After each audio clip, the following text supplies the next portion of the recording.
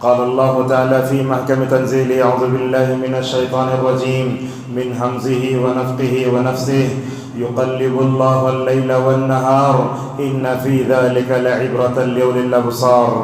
وقال تعالى: لإيلاف قريش إيلافهم رحلة الشتاء والصيف. وقال تعالى: ومن آياته الليل والنهار والشمس والقمر لا تسجدوا للشمس ولا للقمر واسجدوا لله الذي خلقهن إن كنتم إياه تعبدون. معزز حاضرین، پردہ نشین خواتین اسلام، آج کے خطبہ جمعہ میں رسول اللہ صلی اللہ علیہ وسلم کے زمانے میں ایک جنگ لڑی گئی تھی جس کو غزوہ تبوک کہا جاتا ہے. اس کا تذکرہ ہم آپ کے سامنے کریں گے. اس جنگ کے بارے میں آج کے خطبہ جمعہ میں اس کا تذکرہ کرنے کی وجہ یہ ہے، یہ جنگ عین گرمی میں لڑی گئی تھی. سخت گرمی کا موسم تھا. اللہ کی نبی صلی اللہ علیہ وسلم اپنے صحابہ کے ساتھ مدینے سے نکل کر شام کے راستے میں تقریباً 750 کلومیٹر کی دوری کا فاصلہ طے کر کے گئے. اس سفر میں آپ نے کیا کیا مشقتیں برداشت کیں، صحابہ کرام کیسے پریشان ہوئے. گرمی آتی ہے مومن پریشان نہیں ہوتا، گرمی جب آتی ہے تو منافق پریشان ہوتا ہے. تو اسی موضوع کو انشاءاللہ آپ کے سامنے بیان کریں گے. معزز حاضرین، خطبے کے آغاز میں نے 2 آیتیں پڑھی، اس کا ترجمہ کر کے اپنے خطبے کو آگے بڑھاتے ہیں. اللہ تعالیٰ سورۃ النور میں فرماتا ہے: یقلب اللہ اللیل والنہار. اللہ تعالیٰ دن کو الٹ پلٹ کرتا رہتا ہے. دن آتا ہے، رات آتی ہے، رات جاتی ہے، دن آتا ہے. کہا اس کو عبرت کی نگاہ سے دیکھنا چاہیے. ایک میں نے آیت پڑھی: لإیلاف قریش ایلافہم رحلۃ الشتاء والصیف. اللہ تبارک و تعالیٰ نے قریش کا تذکرہ فرمایا. یہ لوگ گرمی میں، سردی میں ادھر ادھر جاتے تھے. تو اس سے معلوم ہوتا ہے اللہ تبارک و تعالیٰ نے قرآن کریم میں 2 موسم کا تذکرہ کیا ہے. ہمارے پاس ہوتا کیا، ہم جب بھی موسم آتا تو بولتے ہیں موسم 4 طریقے کا ہوتا ہے. امام مالک رحمہ اللہ کہتے ہیں کہ موسم 2 ہی ہیں. ایک ونٹر ہے تو سمر ہے، رینی بھی، اور اس کے علاوہ دوسرا جو موسم پتے جھڑنے کا تھا اسی میں آ جاتا ہے. لہٰذا اللہ نے اس کی طرف اشارہ فرمایا. اور ایک میں نے آیت پڑھی، اللہ تعالیٰ سورہ فصلت میں فرماتا ہے: وَمِنْ آيَاتِهِ وَاللَّيْلُ وَالنَّهَارُ. اللہ کی نشانیوں میں رات بھی ہے، دن بھی ہے، سورج بھی ہے، چاند بھی ہے. لہٰذا سورج اور چاند کو سجدہ نہ کرو بلکہ اس ذات کو سجدہ کرو جس نے اس سب کو پیدا کیا ہے. تو دن آتی ہے، رات آتا ہے، سورج ہے، چاند ہے. یہ موسم گرما ہم سب کو سب سے بڑا پیغام دیتا ہے کہ سورج اللہ کی اطاعت میں لگا ہوا ہے. جب زیادہ روشنی، جب گرمی چھوڑنا سورج بات مان لیتا، اور جب کم کرنا سورج بات مان لیتا. قربان جائیے حضرات صحابہ اکرام کی فہم پر کیسے سوچتے تھے. ہم بھی ایسے ہی سوچتے ہیں. جب سورج ڈوب جاتا ہے تو ہم سوچتے ہیں شاید پہاڑ کے پیچھے چلا گیا ہے. صحابہ ایسے سمجھتے تھے. شاید حضرت ابو ذر رضی اللہ عنہ کہتے ہیں کہ میں نے رسول اللہ صلی اللہ علیہ وسلم سے پوچھا: یا رسول اللہ، یہ سورج جب غروب ہوتا ہے تو جاتا کہاں ہے؟ سوال کیسا ہے، کیسی حرص تھی، وہ کائنات میں کیسے غور کرتے تھے. تو اللہ کی نبی نے فرمایا: ابو ذر، تمہارا سوال تو بڑا اچھا ہے لیکن اس کا جواب بھی سن لو. کہا یہ سورج جب غروب ہوتا ہے عرش کے نیچے جا کر سجدہ کرتا ہے، سجدے میں لگا رہتا ہے. اللہ تعالیٰ جب دوسرے دن اسے مشرق سے طلوع ہونے کا حکم دیتا ہے تو طلوع ہو جاتا ہے. آپ نے فرمایا سجدے میں لگا رہتا ہے. تو کیا معلوم ہوا، سورج بھی چاند بھی اللہ تعالیٰ کے سامنے سجدہ کرتے، جیسا کہ قرآن میں آیا والشمس والقمر، جسے کہ سورہ الرحمن میں ہے. اور آپ نے فرمایا قیامت کے قریب میں اللہ اسی سورج کو مغرب سے طلوع ہونے کا حکم دے گا تو مغرب سے طلوع ہو جائے گا. آج مشرق سے طلوع ہوتا ہے سورج، مغرب میں غروب ہوتا ہے، مگر قیامت کے قریب میں یہ صحیح سورج کیا ہوگا، مغرب سے طلوع ہو جائے گا. اور یہی بات حضرت ابراہیم نے جو ہے نمروز کو سمجھائی. الم تر الی الذی حاج ابراہیم فی ربہ ان آتاہ اللہ الملک. حضرت ابراہیم جو ہے بادشاہ سے مناظرہ کرنے گئے. کہا میرا رب زندہ بھی کرتا ہے، مارتا بھی ہے. تو بادشاہ کیا کرے، ایک آدمی کو بلایا، مار کے دوسرا آدمی کو چھوڑ دیا. تو حضرت ابراہیم نے ماشاءاللہ کائنات کے نظام کو کیسے اس کے سامنے پیش کیا. کہا اے بادشاہ، تو مارتا زندہ کرتا ٹھیک ہے، لیکن ذرا اگر تیرے اندر دم ہے اس سورج کو مغرب سے طلوع کر کے نکال۔ قرآن کیا تبصرہ کہتا ہے فَبُهِتَ الَّذِي كَفَرَ، جب یہ مطالبہ ہوا کہ سورج کو مغرب سے طلوع کرو تو کافر پریشان ہو گیا۔ تو موسم گرما ہمیں اس بات کا سبق دیتا ہے جیسے سورج اللہ کی اطاعت کرتے ہوئے اپنا کام کر رہا ہے، ہم سب کو بھی اپنا کام کرتے رہنا چاہیے۔ معزز حاضرین، یاد رکھیے یہ گرمی اور سردی جب بھی دنیا میں آتی ہے تو ہمیں اس حدیث کو ہمیشہ اپنے مد نظر رکھنا چاہیے۔ ابو ہریرہ رضی اللہ عنہ کہتے ہیں اللہ کے نبی صلی اللہ علیہ وسلم نے فرمایا جہنم کا ایک حصہ گرمی کی شدت سے دوسرے حصے کے بارے میں اللہ سے شکایت کرنے لگا، برداشت کرنے نہیں ہو رہا ہے۔ آج بھی دیکھو فلسطینیوں کو کیسا مارا گیا، مگر اللہ کا عذاب کیسے آتا۔ آج اسرائیل جل رہا ہے، پوری دنیا سے مدد طلب کر رہا ہے کہ بجھاؤ بجھاؤ، مگر مظلوم کی آگ ہوتی نا ڈائریکٹ عرش سے جا کر ٹکراتی ہے۔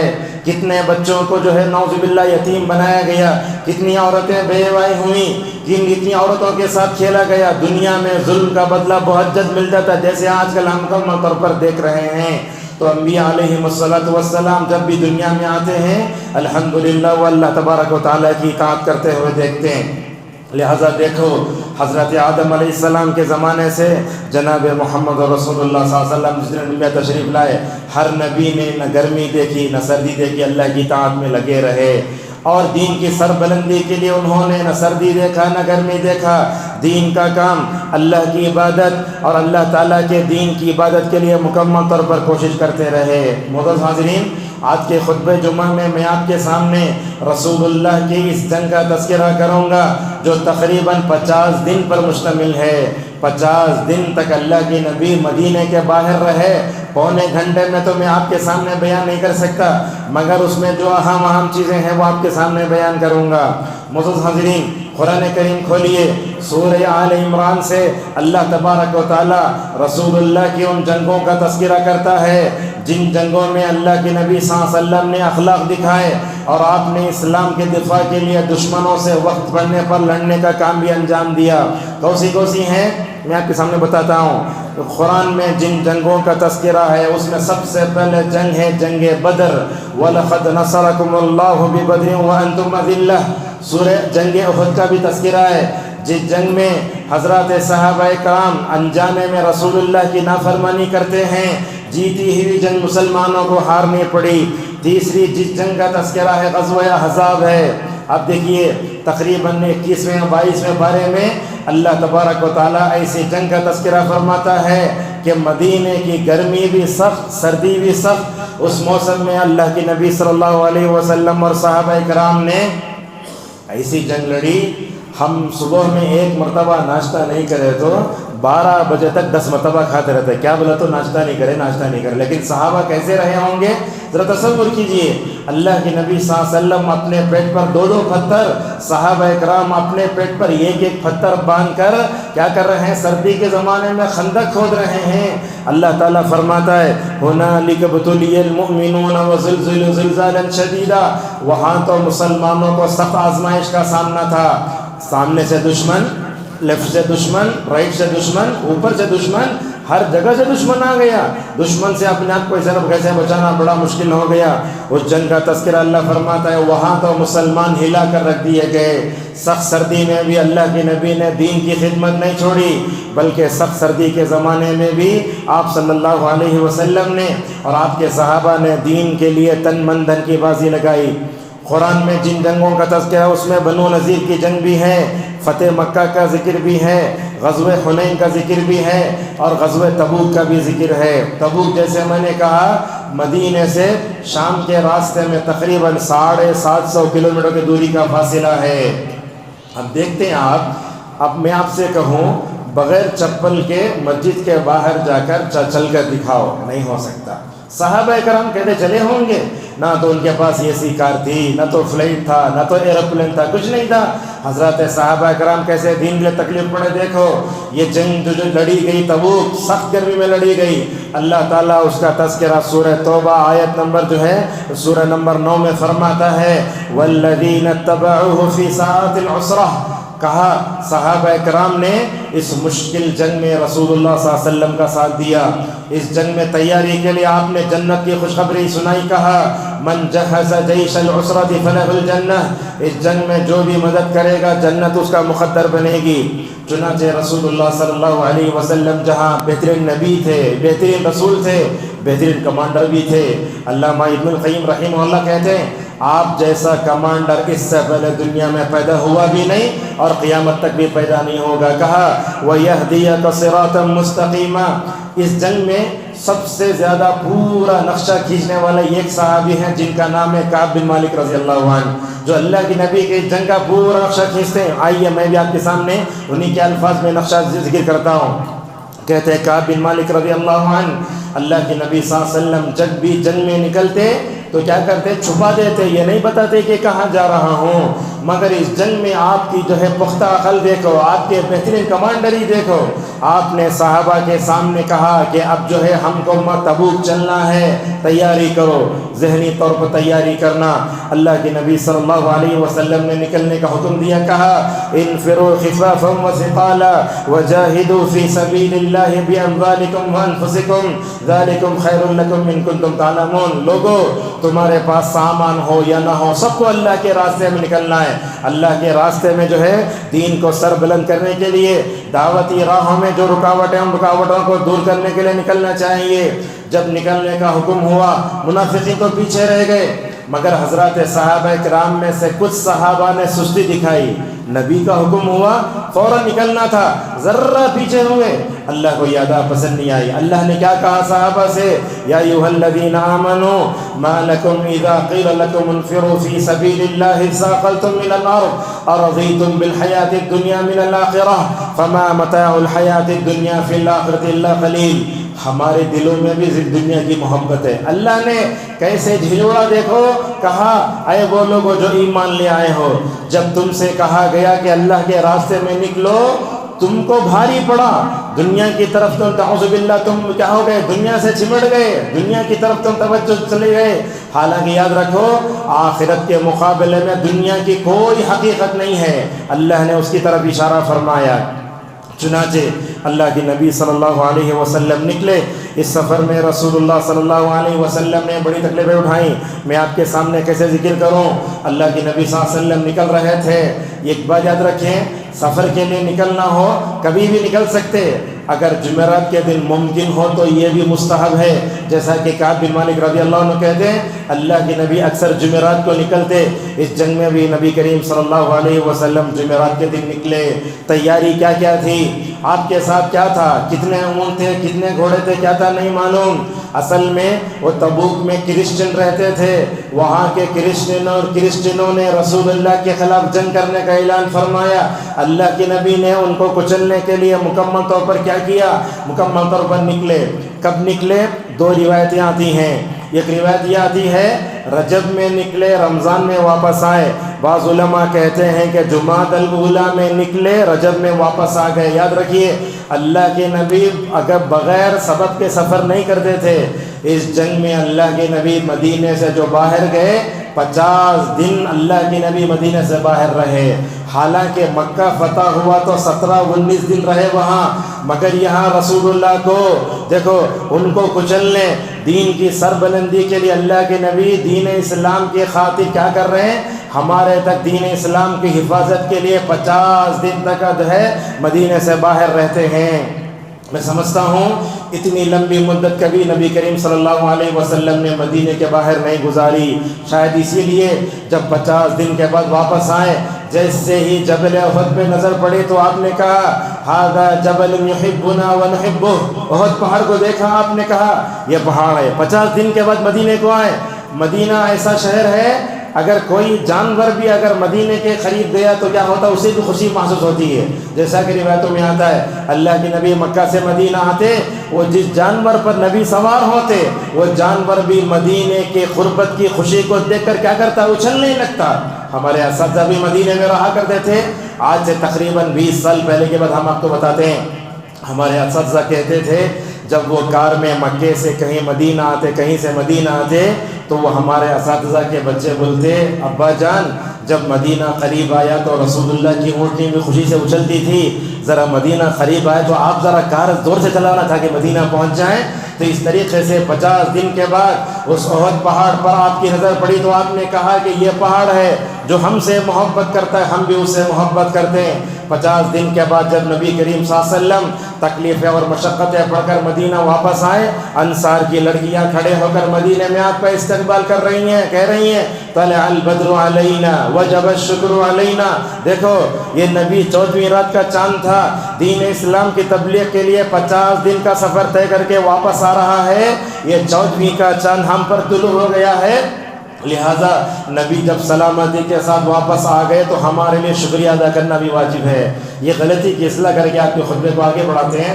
ہم کیا سمجھتے ہیں طلع البدر علینا وجب الشکر علینا, اللہ کے نبی مکے سے مدینہ گئے تب پڑھے سمجھتے ہی ہے, لیکن غیبت غلط ہے.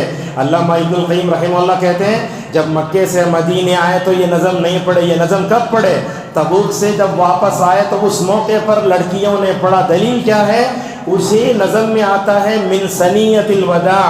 یہ سنیت الوداع جو مقام ہے تبوک سے مدینہ آتے ہوئے کے مکمل طور پر جو ہے پڑھتا ہے. معزز حاضرین, آئیے اس جنگ میں اللہ کے نبی صلی اللہ علیہ وسلم نکلتے ہیں تو کیا ہوتا ہے؟ حضرت کعب بن مالک رضی اللہ عنہ کہتے ہیں اللہ کے نبی صلی اللہ علیہ وسلم عین گرمیوں میں, غور سے سنیے, عین گرمیوں میں مدینے کے لیے مدینے سے نکلتے ہیں, جبکہ مدینے میں رہنے والا ہر ایک آدمی 2 چیزوں کو پسند کر رہا تھا. کیا پسند کر رہا تھا؟ ہر ایک آدمی یہ چاہ رہا تھا کہ میں سائے میں بیٹھ جاؤں. ہر ایک آدمی یہ چاہ رہا تھا کہ کھجور پک جائیں. کیا دن کے 12 بجے 1 بجے گرمی میں کوئی جاتا؟ ہمارا بھی یہی حال ہے. ہمارے سمر میں ظہر اثر ہم نہیں آتے, بولتے گرمی بہت ہے. دیکھو اللہ کے نبی گرمی میں بھی نہ گرمی دیکھ رہے نہ سردی دیکھ رہے, دشمنوں کو کچلنا ہے, کرسچنوں کو کچلنا ہے. اللہ کے نبی صلی اللہ علیہ وسلم مدینے سے نکلتے ہیں تو جیسے ہی نکلے عین گرمی مکمل طور پر شروع ہو گئی. حضرت ابو رضی اللہ تعالیٰ عنہ فرماتے ہیں میں کسی جنگ میں نہیں گیا مگر اس جنگ میں گیا تو میں نے دیکھا اللہ کے نبی صلی اللہ علیہ وسلم کو اور صحابہ کو بڑی تکلیفیں ہوئیں. ذرا تصور کیجئے, جابر رضی اللہ عنہ فرماتے ہیں اس جنگ میں نے رسول اللہ کو بھی تکلیف میں دیکھا, اس جنگ میں نے آپ کے صحابہ کو بھی تکلیف میں دیکھا, لیکن ایک بات یہ بھی اہم ہے, ذہن سے نکل جا, بات بھول جاؤں گا میں, دور کے سفر میں عورتوں کو نہیں لے جانا. اللہ کے نبی اپنے ازواج مطہرات کو, دوسری خواتین کو حج کے لیے لے گئے, جبکہ مدینہ سے مکہ 430 کلومیٹر کے فاصلے کا ہے, لیکن چونکہ یہ دور کا فاصلہ تھا اللہ کے نبی دوسری جنگوں میں اپنی بیویوں کو لے کر گئے, مگر یہ 750 کلومیٹر کی دوری کا فاصلہ بہت مشکل تھا, اس لیے اللہ کے نبی صلی اللہ علیہ وسلم اپنی بیویوں کو لے کر نہیں گئے. لہٰذا معلوم ہوتا ہے دور کا سفر عورتوں کو نہیں کرنا چاہیے. اگر کرانا ہو تو وسائل سفر آسان ہو, مہیا ہو, تب کرانا چاہیے. لہذا جابر رضی اللہ عنہ کہتے ہیں اللہ کے نبی صلی اللہ علیہ وسلم اس جنگ میں نکلے, اللہ کے نبی صلی اللہ علیہ وسلم کو بڑی مشکلات کا سامنا. ایک تو آپ کے پاس نہ اونٹ ہے نہ گھوڑے ہیں. ایک سفر میں تو ایسے تھا ایک اونٹ پر ایک جو گھوڑے پر 6 صحابہ بیٹھ کر جاتے تھے. اللہ اکبر, کیا تکبیر پڑے صحابہ کرام. دوسرا یہ ہے ان کے پاس پانی کی کمی, نکلتے ہوئے اگر گھر سے پانی بھول کے کتنی مشکل ہوتی, کتنے لیٹر پانی پیتے ہم راستے میں. اللہ کے نبی صلی اللہ علیہ وسلم نکلے, پانی کی کمی. دوسرا اس وقت وسائل سفر بھی نہیں, اور سب سے بڑھ کے اس میں اور ایک راستے کی مشکلات, پانی ختم ہو گیا, پورا اسلامی لشکر پیاسا ہو گیا. عمر رضی اللہ عنہ تو اتنے پیاسے ہوئے کہنے لگے یا رسول اللہ, اگر آپ کہتے ہیں یہ اونٹ کیا کرتا ہے اپنے اندر پانی جمع کر کے رکھتا ہے, اگر آپ کہیں اونٹ ذبح کر کے اونٹ کے اندر جو پانی کی تلے وہ پی لیتے ہیں. اتنا مشکلات میں پریشان ہوئے. حضرت ابو بکر صدیق رضی اللہ عنہ نے دیکھا پورا اسلامی لشکر پیاس سے تڑپ رہا ہے, جانور بھی تڑپ رہے ہیں, نہ کھانے کے لیے کھانا, نہ پینے کے لیے پانی, اور نہ سایہ. دیکھتے ہیں آپ صحرا میں چلے گئے, دور دور تک بے ستون آسمان کے علاوہ کوئی نظر نہیں آئے گا, ورنہ جاتے رہتے ہائی وے میں جگہ جگہ ڈھابا یہ وہ سب ملتا ہے, لیکن وہاں کچھ بھی نہیں تھا. اگر آدمی نکلتا کہ مرنا یعنی تو منزل مقصود تک پہنچنا. ابو بکر صدیق رضی اللہ عنہ نے کہا یا رسول اللہ, پورے اسلامی لشکر پر پیاس کے جو ہے بادل منڈلا رہے ہیں, بڑی مشکلات میں ہیں, اگر آپ دعا کریں تو کتنا اچھا ہوگا. اور رسول اللہ سے بڑھ کر دنیا میں کون مشتاق دعوت ہو سکتا ہے؟ اللہ کے نبی نے ہاتھ اٹھا کر دعا فرمائی. کہتے ہیں ابو بکر صدیق رضی اللہ عنہ جیسے اللہ کے نبی نے ماشاءاللہ دعا فرمائی، ماشاءاللہ بارش ہوئی تو کیا ہوا؟ پورا راستہ ماشاءاللہ ٹھنڈا ہو گیا. ہم پانی جمع کرنے لگے، ہم نے پانی پیا اور اپنے جانوروں کو بھی الحمدللہ مکمل طور پر پانی پلایا. معزز حاضرین، اللہ کے نبی صلی اللہ علیہ وسلم مدینے سے نکلے، 750 کلومیٹر کے دوری کا فاصلہ کیسے طے کیا؟ نظر تصور کیجئے، مکے سے مدینہ 430 کلومیٹر کا فاصلہ ہے. آج کل تو یہ کار میں 3 گھنٹے میں مکے سے مدینہ چلے جاتے ہیں، مگر 430 کلومیٹر کا فاصلہ آپ نے 10 دن میں طے فرمایا تھا سفر ہجرت کا. مگر یہ 750 کلومیٹر کا فاصلہ کیسے طے کیے ہوں گے؟ جا رہے ہیں، سامنے جاتے ہی عذاب کے مقامات آ گئے. ہمارے پاس کیا ہوتا؟ لوگوں کے سامنے عذاب کا مقام بیان کر کے لوگ ٹس سے مس نہیں ہوتے، بلکہ لوگ ہنستے ہیں. یہ اللہ کی نبی کا ایمان دیکھو، جیسے کہ وہ مقامات آ گئے جہاں قوم سمود پر عذاب آیا تھا. صحابہ کہتے ہیں اللہ کے نبی کو ہم نے دیکھا، جیسے ہی وہ قوم سمود کے اوپر جو عذاب آیا تھا نا، وہ مقامات میں جیسے ہی داخل ہوئے، اللہ کی نبی صلی اللہ علیہ وسلم ڈرتے اپنا سر جھکا لیے. جب تک وہ عذاب کے مقامات میں سے نہیں گزرے، اللہ کے نبی نے اپنا سر نہیں اٹھایا. آپ نے کہا لوگوں یہ عذاب کا مقام ہے، یہاں تو جلدی سے گزر جاؤ، کہیں ایسا نہ ہو کہ ہمارے اوپر نعوذ باللہ عذاب آ جائے. کیوں؟ اس لیے کہ یہ ایسی بستیاں ہیں جہاں اللہ کے ظالم بندے رہتے تھے. صحابہ کرام کو وہ عذاب شدہ مقام کے پاس جو ہے ذرا پانی ملا، بعض صحابہ کرام کیا کرے؟ وہ پانی لے کر آٹا گوندے. اللہ کی نبی نے فرمایا عذاب شدہ مقام جو ہوتا ہے وہ کیا منحوس ہوتا ہے، وہاں ظالم رہتے تھے، نبیوں کو جھٹلانے والے، اللہ کے معجزے کا انکار کرنے والے رہتے تھے. آپ نے فرمایا اے صحابہ کرام، جس سرزمین سے تم نے پانی لے کر آٹا گوندا ہے وہ پانی کو بھی پھینک دو اور جو ہے مکمل طور پر پھینک دو. اللہ کے نبی صلی اللہ علیہ وسلم گئے. یہاں چیز بتاتا ہوں، اس جنگ میں جو لوگ نکلے تقریباً وہ 4 قسم کے تھے. علامہ ابن کثیر رحمہ اللہ کہتے ہیں کہ اللہ کی نبی صلی اللہ علیہ وسلم کے ساتھ یہ جو صحابہ نکلے وہ 4 طریقے کے تھے. ایک تو وہ تھے جن کو الحمدللہ کیا تھا، مدینے میں رہتے ہوئے ماشاءاللہ اجر تھا. دیکھو کیسے تھے اللہ کے نبی صلی اللہ علیہ وسلم کے صحابی علی رضی اللہ عنہ. جب اللہ کے نبی نکلے، علی رضی اللہ عنہ بڑے شجاع، بڑے بہادر تھے. آپ نے ان کو خیبر بھیجا تو خیبر فتح کیا، اور بدر میں، احد میں سب سے زیادہ اپنے شجاعت اور بہادری کے جوہر دکھانے والے حضرت علی رضی اللہ عنہ تھے.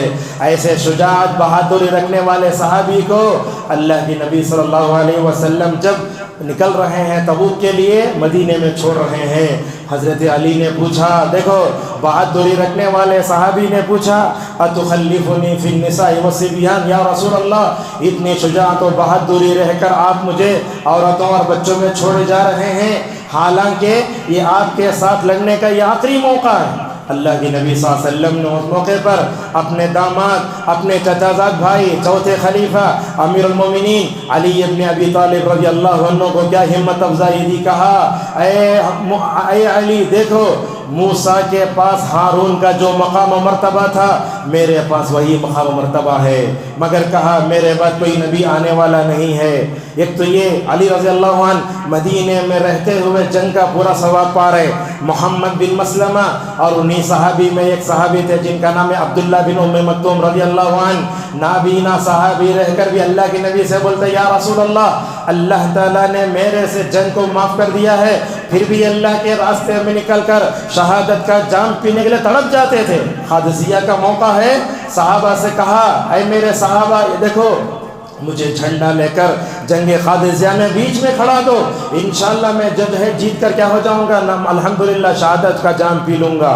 دوسرے غزوہ تبوک میں نکلنے والے اور قسم کے دو لوگ تھے، معذور تھے، اس میں کمزور بھی تھے اور دوسرے بیمار بھی تھے. یاد رکھیے جنگ جو ہوتی ہے وہ 4 لوگوں پر فرض نہیں ہوتی، بیمار پر، اندھے پر، لنگڑے پر اور اسی طریقے سے عورتوں اور بچوں پر. لہٰذا مدینے میں کچھ ایسے لوگ تھے جن کو نئے آنے کا جو ہے مکمل طور پر جو ہے راستہ نہیں تھا.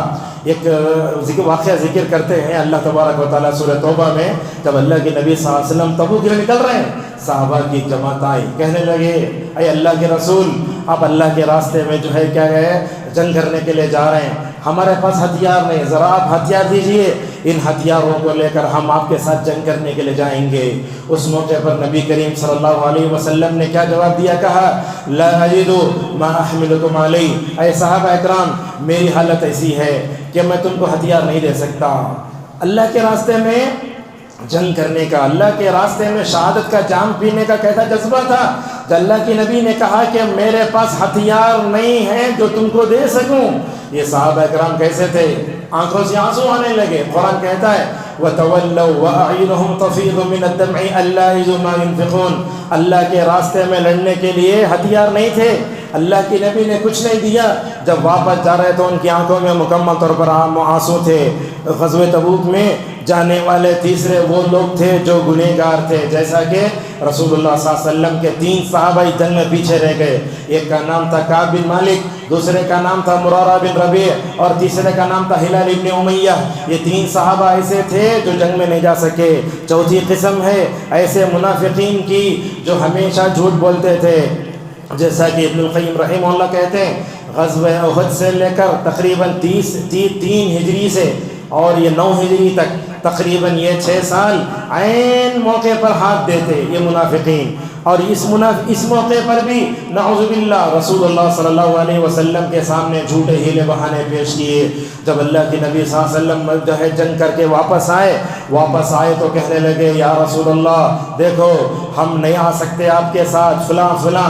تو اللہ تعالیٰ فرماتا ہے اللہ کے نبی آپ کے پاس آ کر جھوٹے ہیلے بہانے پیش کرے نا، آپ کو تحقیق کر کے ان کو اجازت دینا تھا، آپ نے بغیر تحقیق کے ان کو اجازت دی تو یہ آپ کی غلطی۔ اسی لیے کہتا ہے اللہ تعالیٰ عفا اللہ عن لما اذنت لهم حتى يتبين لك الذين صدقوا وتعلم الكاذبين۔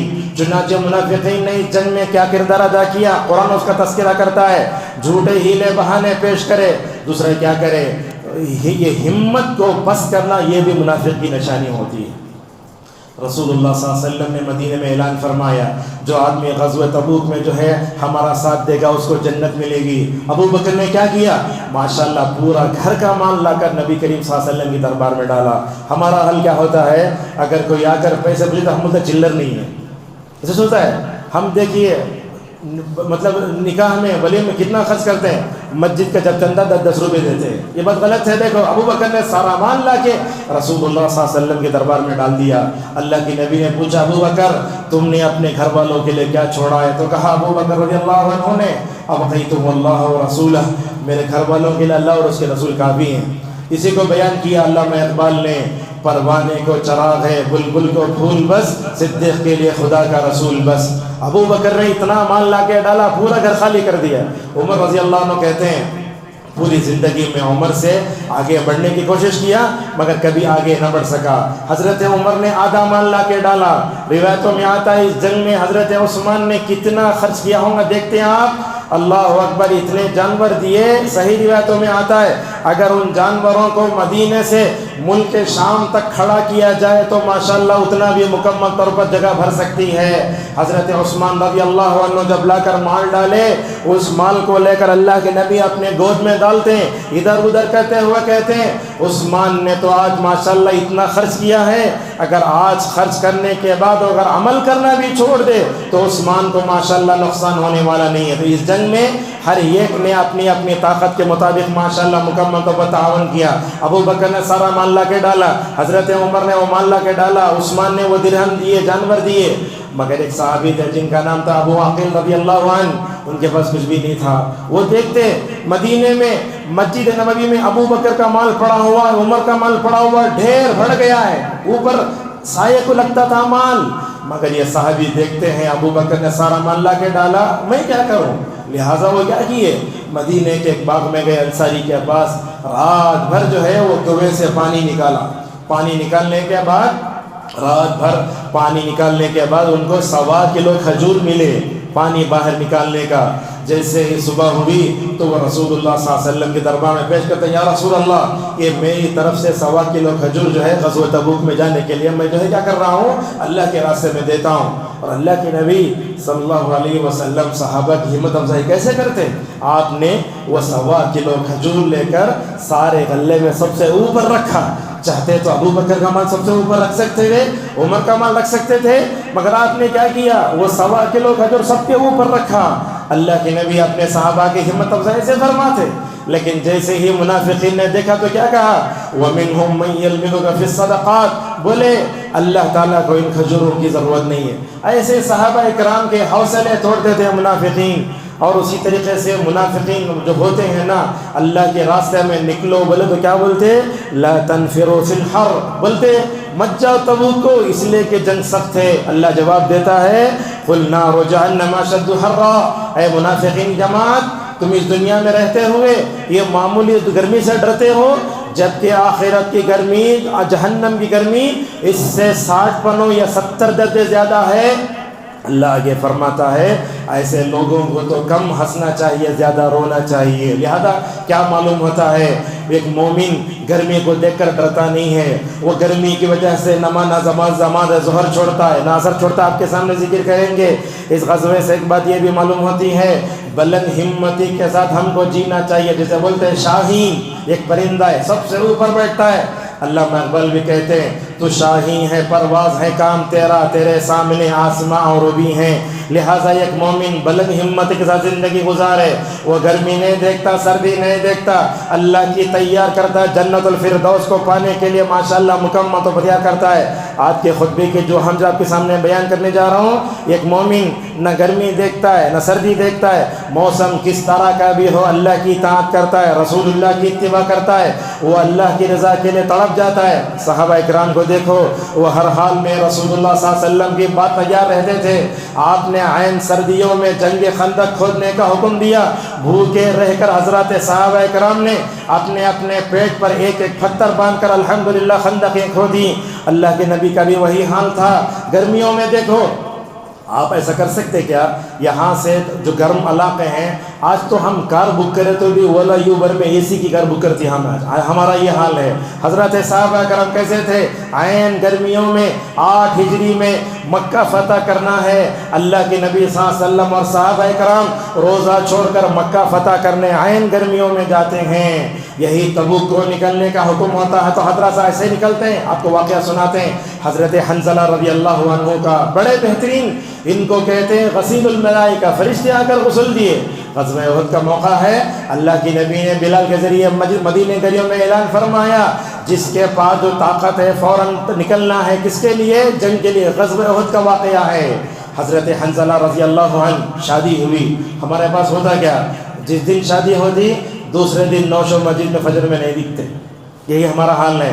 یہ کیسے تھے؟ نئے نوشو تھے، نئی دلہن تھی، رات میں سوئے، نماز فجر کے لیے گئے، نماز فجر کے بعد واپس آ کر اپنی بیوی سے ضرورت پوری کی، ناپاک ہو گئے۔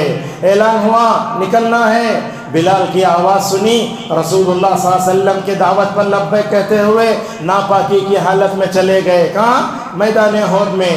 جا کے جب انتقال ہوا تو اللہ کے نبی صلی اللہ علیہ وسلم نے فرمایا میں نے دیکھا ہے آسمان سے 70,000 فرشتے ان کو نہلانے کے لیے اور جنازے میں آئے۔ اللہ کے نبی نے دیکھا آج تک کوئی ایسا واقعہ پیش نہیں آیا آسمان سے فرشتے نہلانے آئے ہوں، ان کے نماز جنازہ میں شریک ہونے کے لیے آئے ہوں۔ آپ نے ان کی بیوی کو بلا کر پوچھا کیا بات ہے، حنظلہ کو نہلانے کے لیے آسمان سے فرشتے آئے؟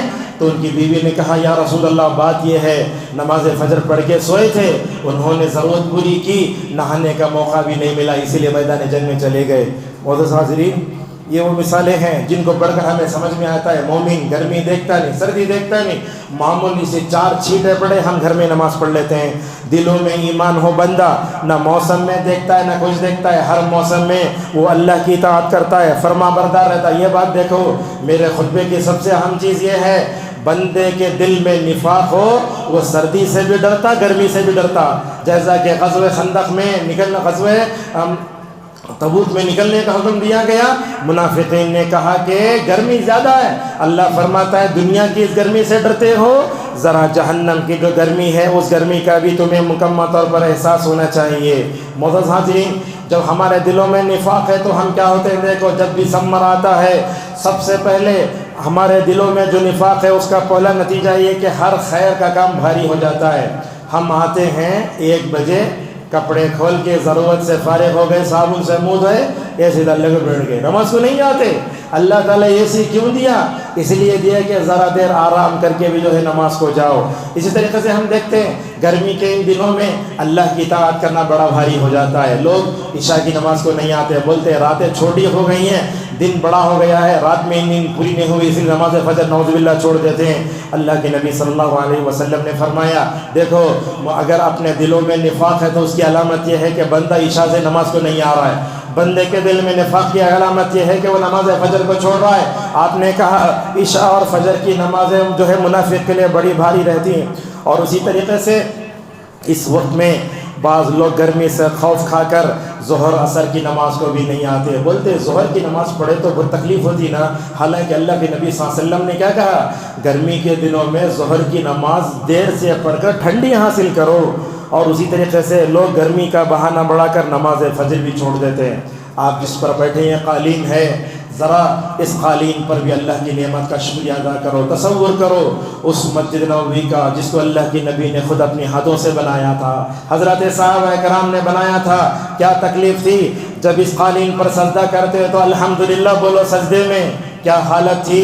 کہتے صحابہ کرام ایسے تھا مسئلہ جب ہم جو ہے سجدہ کرتے تو کنکریوں کی گرمی لگتی تھی. اللہ کی نبی فرماتے اے صحابہ کرام کی جماعت جب سجدہ کرتے تو گرمی لگتی نہ کنکریوں کی، ذرا کپڑا رکھ کر سجدہ کر لو. وہ سجدوں میں جو مزہ تھا کیا آج ہم قالین پر سجدہ کر رہے تو وہ سجدوں کی لذت پا لیں گے، ذرا سوچئے. اور جب مدینے میں بارش ہوتی پوری مسجد میں کیچڑ آ جایا کرتی تھی، لہٰذا صحابہ کرام الحمدللہ کبھی گرمی میں سردی میں نہیں ڈرتے تھے. ذرا مکے کی جو گرمی ہے میں سمجھتا ہوں مالور میں یا بنگلور میں 40 سے اوپر نہیں جاتا، بہت کم جاتا ہے. مکے کی 50 ڈگری کی گرمی کو اپنے ذہن میں رکھ کر بلال کو دی جانے والی تکلیفوں کو سوچو. بغیر چپل کے چل نہیں سکتے ہم، کیا حال ہوتا تھا توحید کی وجہ سے. حضرت بلال رضی اللہ عنہ کو ننگا کر کے مکے کی گرم ریت پر نعوذ باللہ گھسیٹا جاتا تھا، اوباشوں کے حوالے کرتے تھے. مگر وہ کیسے تھے، دنیا کی گرمی برداشت کرتے مگر اپنا ایمان کا جو ہے سودا نہیں کرتے تھے. اپنی زبان سے بولتے تھے احد احد. ذرا یہ سمیہ رضی اللہ عنہ کی تکلیف کا اندازہ کرو، ذرا عثمان رضی اللہ عنہ کو آل یاسر کی تکلیف کا اندازہ کرو. یہ بات بھی یاد رکھو گرمی جب زیادہ ہوتی ہے ہم وہ مسجد کے ٹائم ٹیبل میں یا نہیں تو ٹی وی میں بار بار دیکھو موسم گرما سے ڈرتے رہتے. یاد رکھیے موسم گرما سے ڈرانا یہ اچھی بات نہیں ہے. جب انسان خود کام میں سرم گرم ہو جاتا ہے تو اسے کیا نہیں ہوتا، گرمی کا احساس نہیں ہوتا. اور اسی طریقے سے بعض لوگوں کو ہم دیکھتے ہیں گرمی زیادہ ہوئی تو گالی دیتے ہیں. جیسے یہ 2 لفظ ہم اپنے سننے میں سنتے ہیں، سڑی گرمی نہیں بولنا، دلندر گرمی نہیں بولنا. کیوں نہیں بولنا؟ اس لیے یہ کائنات کس کی ہے، اللہ کی ہے. کائنات میں چلتا کس کا ہے، اللہ کا چلتا ہے. بارش کو بھیجنا اس کے ہاتھ میں ہے، گرمی کو بھیجنا اس کے ہاتھ میں ہے. چنانچہ حضرت ابو رضی اللہ تعالیٰ عنہ فرماتے ہیں کہ رسول اللہ صلی اللہ علیہ وسلم نے فرمایا، اللہ حدیث قدسی میں فرماتا ہے دیکھو آدم کا بیٹے سے مجھے تکلیف ہوتی ہے. کب تکلیف ہوتی ہے؟ کہا آدم کے بیٹے سے مجھے تکلیف اس وقت ہوتی ہے جب وہ زمانے کو گالی دیتا ہے. لہٰذا بدلتے موسم اللہ تعالیٰ کی حکمت کے فیصلے کے مطابق آتے ہیں. سردی ہوئی تو کچھ بھی نہیں بولنا، گرمی تو کچھ بھی نہیں بولنا. ہر حالت میں بندے مومن کو مکمل طور پر صابر و شاکر ہونا چاہیے. 5 منٹ میں اپنی بات کو سمیٹ لیتے ہیں. موسم گرما جب آتا ہے اس سمر میں اللہ کی ہمارے اوپر کیا نعمتیں ہیں وہ بھی آپ کے سامنے بیان کرتا ہوں میں. سب سے پہلے پانی کی نعمت. یہ پانی کی اگر نعمت نہ ہو تو ہم دنیا میں زندہ نہیں رہ سکتے. یہ سایہ یہ بھی اللہ کی بہت بڑی نعمت ہے. اللہ اکبر، کیا حالت تھی صحابہ کرام کی. ابو بکر بھی اپنے گھر سے نکلے، عمر بھی اپنے گھر سے نکلے، دونوں مل کر نبی کے پاس گئے. کہا یا رسول اللہ بھوک برداشت نہیں ہو رہی، گھر میں رہنے نہیں ہو رہا ہے. تو اللہ کی نبی نے بھی فرمایا میں بھی بھوک سے پریشان ہو کر گھر سے باہر نکلا ہوں. دیکھو ابو بکر بھی پریشان، عمر بھی پریشان، نبی بھی پریشان. لہٰذا یہ تینوں مدینے کے انصاری کے باغ میں داخل ہوتے ہیں. بولتے چلو ایک انصاری کے باغ میں جاتے ہیں. جیسے ہی انصاری کے باغ میں گئے، جا کر انصاری کے باغ میں کھڑے ہوئے اور جا کر جو ہے آواز دی. گھر میں عورت تھی، مجھے صحابی کہاں ہیں؟ تو کہا میٹھا پانی لینے کے لیے گئے. جس گھر میں صحابہ اکرام اور نبی اور ابو بکر و عمر اور خود نبی مہمان بن کے اتر جائیں، اس گھر سے بڑا خوش نصیب گھر کوئی ہو سکتا ہے؟ صحابی کی بیوی نے کیا کیا، صحابیہ رضی اللہ عنہ نے ایک تٹے میں کھجور اور پانی دے کر نبی کریم صلی اللہ علیہ وسلم کے سامنے پیش کیا. اللہ کے نبی انصاری کے باغ میں کھڑے ہوئے، کھجور کے درخت کا سایہ ہے، آپ کے سامنے کھجور ہے، آپ کے سامنے پانی ہے، اللہ کے نبی کھجور کو کھاتے جاتے، پانی پیتے جاتے، سائے کو دیکھ کر بولتے اے ابو بکر و عمر رضی اللہ عنہما، یہی وہ نعمتیں ہیں جن نعمتوں کے بارے میں قیامت میں پوچھا جائے گا، ثم لتسألن یومئذ عن النعیم۔ ذرا تصور کیجئے، فلٹر کا پانی پکڑتے، ایک گلاس پکڑ کے آدھا منہ میں آدھا باہر، یہ آدھا باہر جو پانی پھینکے نا، اس پانی کی نعمت کے بارے میں اللہ تعالیٰ کے بارے میں سوال ہوگا۔ اور یہ سمر میں اے سی بھی بہت بڑی نعمت ہے۔ ذرا تصور کرو، فٹ پاتھ پر سونے والے لوگوں کو ان کے پاس بچھانے کے لیے کوئی کپڑا نہیں، اوڑھنے کے لیے کوئی کپڑا نہیں، اسی طریقے سے پھل فروٹ اور کاٹن کے کپڑے، کتنے ایسے لوگ ہیں جن کے جسم چھانک رہے ہیں، اللہ تعالیٰ نے سلک کے کپڑے رکھے، کاٹن کے کپڑے رکھے۔ اس وقت میں کاٹن کے کپڑے بہت بڑی نعمت ہیں، ہوا اور اسی طریقے سے موسم گرما میں ہونے والی بارش بھی اللہ کی بہت بڑی نعمت ہے۔ لہٰذا موسم گرما میں اللہ کی جتنی نعمتیں، ان تمام نعمتوں کا شکر کا تقاضا ہے کہ ہم اللہ کی اطاعت کرتے رہیں، اور گرما میں خصوصاً ظہر عصر فجر کی نماز کے مقام پابندی کریں۔ اور خطبے میں ہم آپ کو یہ بھی نصیحت کرتے ہیں، جب گرمی زیادہ ہو، یہ دن میں 12 بجے سے لے کر 5 بجے تک ٹو ویلر پہ سفر کرنا خطرے سے خالی نہیں ہے۔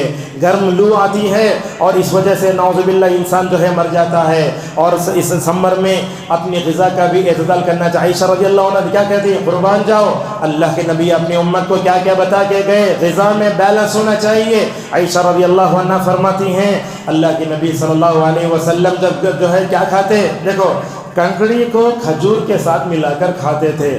کنکڑی میں سردی ہے، کھجور میں گرمی ہے۔ یہ کنکڑی کیا کرتی، وہ کھجور کی گرمی کو مارتی، اور جو کھجور کی گرمی ہے اس کو سردی مار دیتی۔ لہٰذا اس طریقے سے اپنے پیٹ کو زیادہ گرم بھی نہیں کرنا، سرد بھی نہیں کرنا، سرد بھی نہیں کرنا۔ بعض لوگوں دیکھتے ہیں شیخاں پھلا پھول کھاتے ہیں، گرمی ہوتی ہے۔ بعض لوگ دیکھتے ہیں وہ خالی چھنک پیتے رہتے ہیں، ٹھنڈا پیتے رہتے ہیں۔ نہیں، ذرا اپنے پیٹ کا مکمل طور پر خیال کرو۔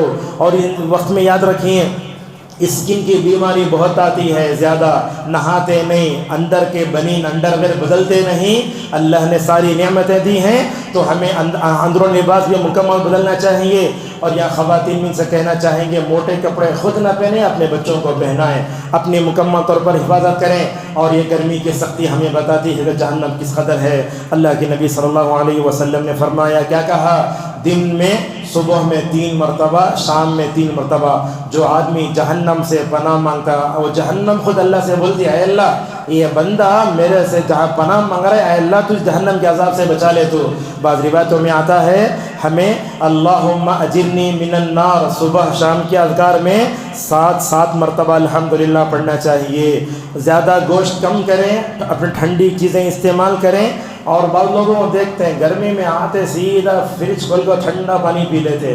ایسا واقعہ پیش آیا، ایک لڑکی اسکول میں تھی، وہ اپنے گھر کو آئی، آتے ہی ٹھنڈا پانی فریج کا پی لی، نعوذ باللہ فٹسا کو مر گئی۔ لہٰذا اس کا بھی مکمل طور پر گلے میں حلق میں خراش ہوتی ہے۔ فریج کی چیزیں زیادہ استعمال نہ کریں، نہ زیادہ گرم کریں نہ زیادہ ٹھنڈا کریں۔ اس حدیث پر اپنے خطبے کو ختم کرتے ہیں۔ حضرت صہیب رضی اللہ عنہ کہتے ہیں مومن کا معاملہ بڑا عجیب ہوتا ہے، اس کی زندگی آدھی صبر میں گزرتی ہے اور آدھی شکر میں گزرتی ہے۔ جب اس پر نعمتوں کی بارش ہوتی ہے تو وہ شکر کرنے لگتا ہے، جب اللہ کی طرف سے آزمائے تو صبر کرنے لگتا ہے۔ لہٰذا اس گرمی پر اللہ کا صبر کیجئے اور اللہ تبارک و تعالیٰ سے دعا کیجئے اللہ تعالیٰ ہم سب کو اور سارے مسلمانوں کو گرمی کے نقصانات سے بچائے۔